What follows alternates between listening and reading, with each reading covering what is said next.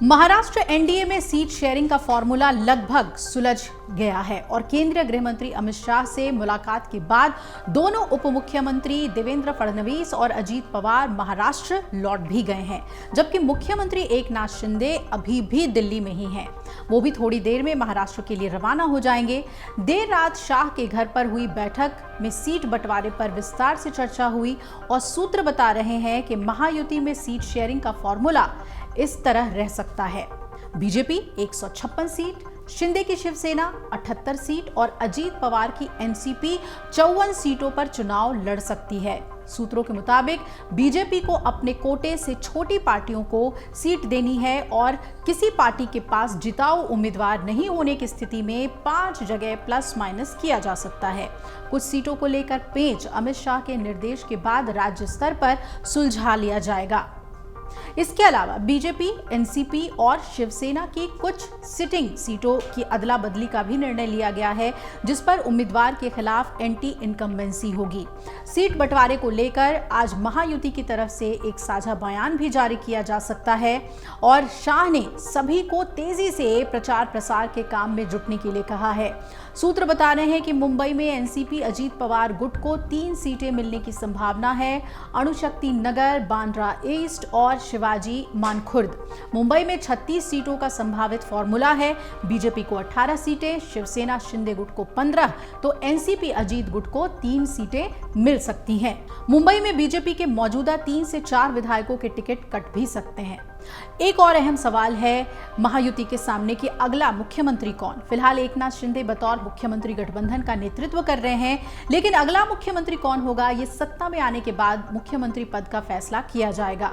सत्ता में आने के बाद तीनों दलों को मंत्रिमंडल में बराबर बराबर मंत्री पद देने पर भी चुनाव के बाद फैसला होगा। सीट आवंटन की घोषणा मुंबई में एक प्रेस कॉन्फ्रेंस में की जाएगी। बैठक में महागठबंधन के घोषणा पत्र पर चर्चा हुई और महाराष्ट्र में पिछला चुनाव बीजेपी शिवसेना ने मिलकर लड़ा था।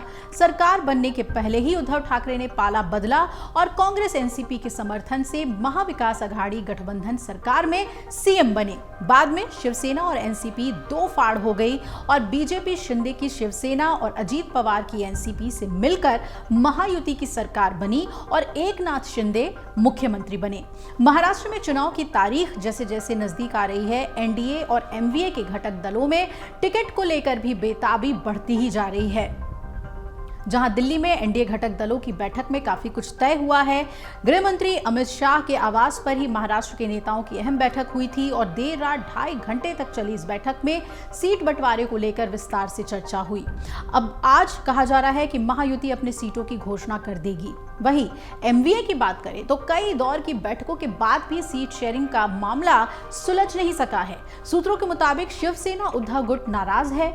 सीट बंटवारे को लेकर कांग्रेस और ठाकरे की शिवसेना के बीच विवाद इतना बढ़ गया कि संजय राउत ने यहां तक कह दिया कि महाराष्ट्र कांग्रेस फैसला लेने में सक्षम ही नहीं है।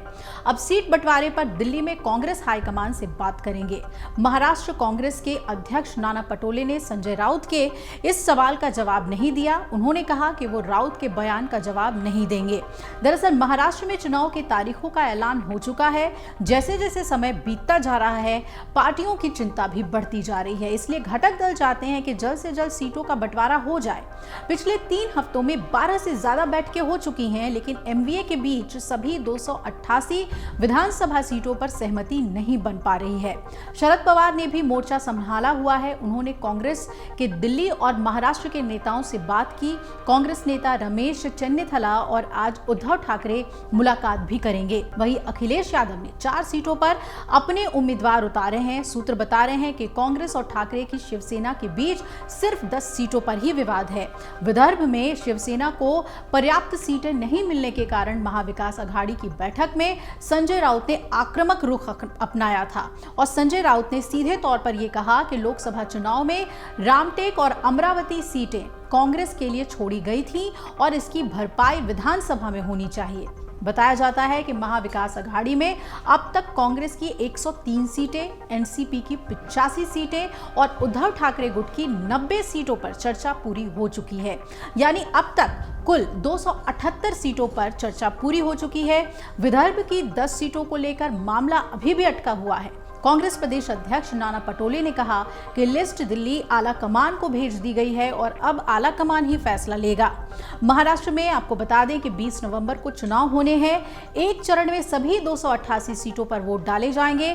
22 अक्टूबर से नामांकन प्रक्रिया शुरू हो जाएगी और 29 अक्टूबर तक उम्मीदवार अपना नामांकन दाखिल कर सकेंगे। 4 नवंबर नामांकन वापस करने की तारीख है। 23 नवंबर को महाराष्ट्र चुनाव के नतीजे घोषित कर दिए जाएंगे।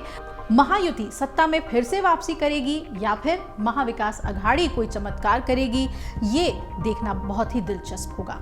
अगर आप ये वीडियो YouTube पर देख रहे हैं तो हमारे चैनल को सब्सक्राइब कर बेल आइकन दबाएं और Facebook पर देख रहे हैं तो हमारे पेज को लाइक करें।